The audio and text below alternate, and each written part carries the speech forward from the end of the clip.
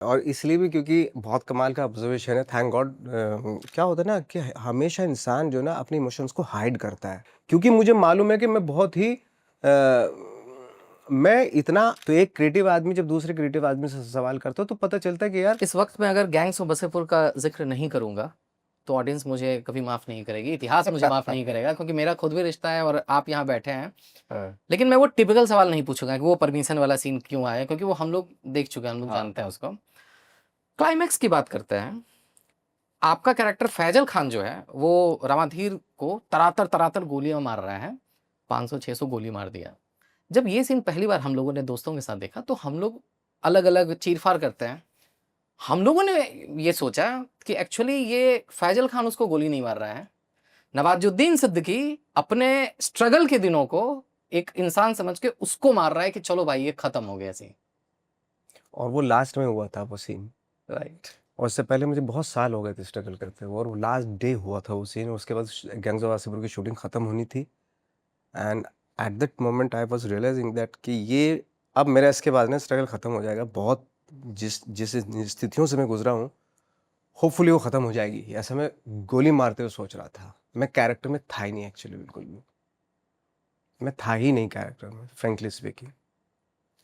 I was somewhere else. जो मेरी पीछे की जो 10 साल की जर्नी थी वो थी, और सेटिस्फैक्शन था, थैंक गॉड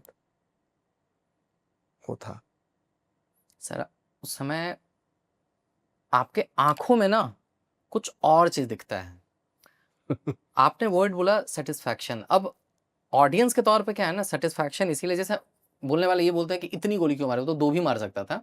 वो किरदार इसीलिए मार रहा है ना क्योंकि बाप का, दादा का, भाई का, वो सबका बदला ले रहा है फैजल। उसकी सेटिस्फैक्शन उसकी आंखों में है, बट वो एग्जैक्टली। कहीं ना कहीं आपका भी वो कैथारसिस है। कनेक्शन, हाँ ऑफ कोर्स कनेक्ट कर गया वो। ऑफ कोर्स कैथोसिस तो मेरा भी था ना उसमें।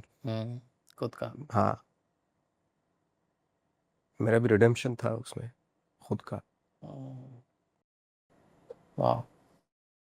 सर आमतौर पर लोग ऐसा कहते हैं कि अ, अभिनेता वो होता है जिसको पता है कि क्या करना है, लेकिन मेरा ऐसा मानना है कि अच्छा अभिनेता वो होता है जिसको पता है कि क्या नहीं नहीं करना कर, है। बाय गॉड क्या बात है, हाँ। राइट।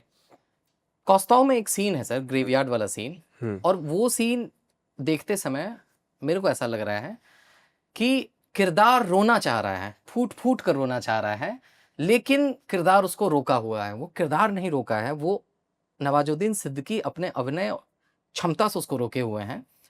और सिर्फ इसी किरदार में नहीं सर, आपके निभाए कई किरदार में मैंने देखा है कि अगर 5% की जरूरत है तो आप सिर्फ 5% करेंगे, वो 6%, 7%, 8% नहीं होता है। ये सर मेरा ऑब्जर्वेशन सही है। और इसलिए भी क्योंकि बहुत कमाल का ऑब्जर्वेशन है, थैंक गॉड। बहुत कम लोग होते हैं इस तरह की चीज़ पकड़ने वाले, फ्रेंकली स्पीकिंग, क्योंकि हमने तो ट्रेनिंग की है, हम तो इस चीज़ को जानते हैं। लेकिन आप ये चीज़ पकड़ रहे हैं, इसका मतलब बहुत गहरा नाता रहा है आपका एक्टिंग वर्ल्ड से। तो वो अभी मेरे को समझ में आ रहा है, जो आपने जो किया था गैंग्स ऑफ बेरोजगार, जी। वो अब पता चल रहा है कि क्यों किया था। तो हाँ, चूंकि मैं साइंस का भी स्टूडेंट रहा हूँ, तो उसमें रेशो, अनुपात, या वो बहुत खास तौर से उसका ख्याल रखना पड़ता है। केमिस्ट्री से आप। केमिस्ट्री स्टूडेंट हूँ मैं। हम्म, तो आई थिंक एक हमारी एक एक्टर की सबसे बड़ी, कहना चाहिए कि वीकनेस ये होती है। देखिए, इमोशन लाना तो बहुत आसान होता है, जी। क्योंकि हमारे पर्सनल लाइफ के भी फ्रस्ट्रेशन इतने सारे होते हैं कि वो किरदार में लाना बहुत आसान हो जाता है, और रो देना बहुत आसान होता है। राइट। मैं कहता हूँ कि रोना और हंसना दो सबसे इजी इमोशन है इस दुनिया में। हम लोग देखने के लिए भी वही, हम लोग जब जाते हैं तो हंसने के लिए जाते हैं या रोने के लिए जाते हैं, उसको राइट। एंटरटेनमेंट बोलते हैं हमारे यहाँ राइट। पे। राइट। लेकिन मैं कह रहा हूँ बाकी इमोशंस का क्या हुआ? उसके अलावा तो 7 6 7 इमोशंस और हैं। उनके इमोशंस पे, न्यूट्रल इमोशन पे हमने काम ही नहीं किया अभी, है ना? बहुत सारे इमोशंस हैं जिस पे हम काम ही नहीं करते। और चूंकि ये बहुत ही गैलरी वाले इमोशन है, हंसना और रोना, राइट, जहाँ कि पे सीटी और इजीली, ताली मिलती है। हाँ जैसे। इजीली आप रो देते हैं सिनेमा में बैठ के। आप रोना चाह रहे हैं, रो देते हैं। आप हंसना चाह रहे हैं, हंस देते हैं। एक जरा सा एक चुटकुला आ जाए, आप हंस देते हैं। अच्छा। तो ये सबसे इजी इमोशंस है, और एक्टर के लिए भी बहुत आसान है ये। रोना और हंसाना ऑडियंस को बहुत बहुत सबसे आसान काम है ये। लेकिन सोचने पे मजबूर कर देना, या वहाँ उस किसी एक इमोशन की स्किल को अचीव करना, ये बहुत डिफिकल्ट। हम भी उस काम में लगे हुए हैं अभी। तो वो जो एक जैसे हमें पढ़ाया गया था, हम्म पढ़ाई लिखाई से बहुत कुछ समझ में आती है चीज़ें, ऐसी बात नहीं है, क्योंकि हमें दिखा कि एक्टर का काम है इमोशंस को क्रिएट करना, उसका स्वाद करना ऑडियंस का काम है, आपका काम नहीं है। राइट आप सिर्फ क्रिएट करो, इमोशन में बहना रोना जो है वो ऑडियंस का काम है। तो हमने ये स्टेनिस्लॉवस्की की भी थ्योरी है, ये ओशो ने भी कहा है, तो ये एक ऐसी चीज़ है कि जो अगर इस चीज़ का ख्याल रखे, और क्या होता है ना कि हमेशा इंसान जो ना अपने इमोशंस को हाइड करता है, और वो उस हाइड और आने के कश्मकश में जो चीज़ होती है वो बड़ा ड्रामेटिक होती है, बड़ी खूबसूरत चीज़ होती है। तो वो एक सीन, आई थिंक हम कोशिश की हमने कि वहाँ तक पहुँचे। Right right sir. इंटरनेट पर मैंने बहुत सारी बातें ऐसी पढ़ी आपके बारे में, सुनी आपके बारे में, और फिर मैं अभी आपसे मिल रहा हूँ, मुझे एहसास हो रहा है कि और नवाज़ भाई, मैं आपका फ़ैन हूँ, तो मुझे ये पूरा हक है कि मैं आपसे ईमानदारी से जो मेरे मन में आ रहा है वो सवाल मैं आपसे पूछूँ। बिल्कुल, बिल्कुल। मेरे को ऐसा लगता है नवाज़ भाई कि आपके अगेंस्ट शायद कोई लॉबी या गुटबाजी का एक दौर ऐसा आया, जहाँ पे तरह-तरह की बातें लिखी गई, कंट्रोवर्सीज़ क्रिएट कर दी गई, एक ऐसा माहौल क्रिएट कर दिया गया कि जहाँ पर आपके फ़िल्मों से ज़्यादा आपके कंट्रोवर्सीज़ की चर्चा होने लगी।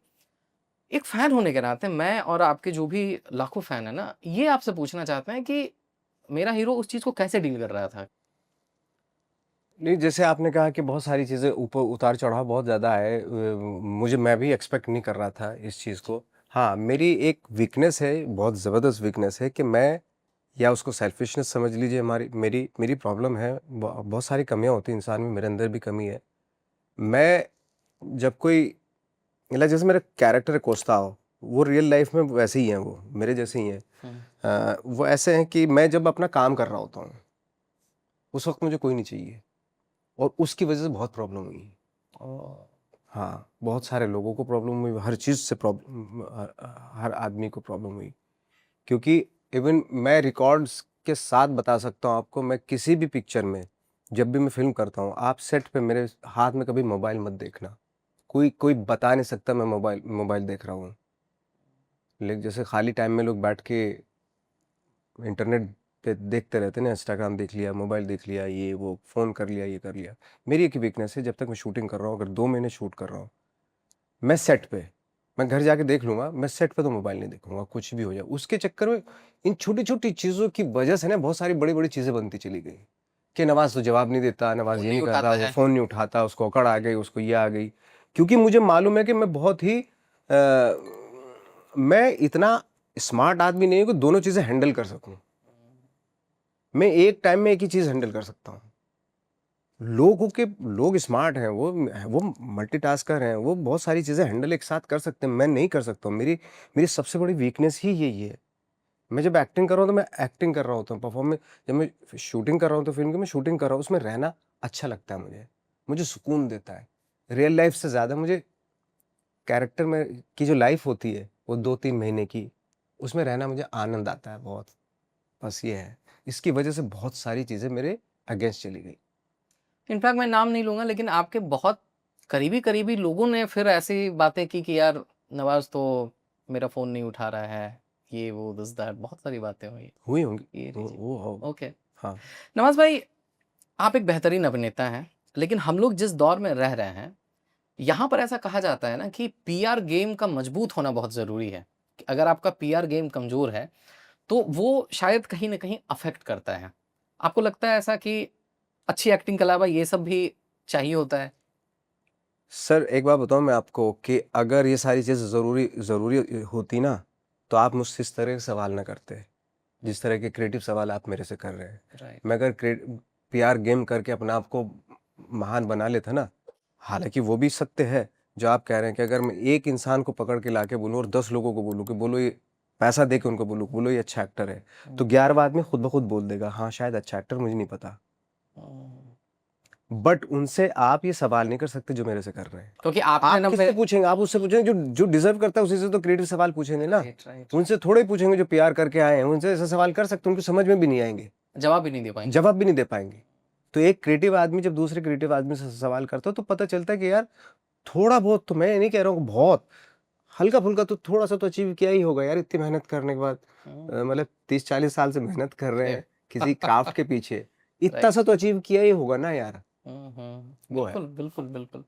लास्ट तक रुके हो, मतलब क्लिप आपको इंटरेस्टिंग लगी, तो subscribe to digital commentary clips, और फुल पॉडकास्ट तो इससे भी ज़्यादा इंटरेस्टिंग है, जिसका लिंक आपको डिस्क्रिप्शन बॉक्स में मिल जाएगा।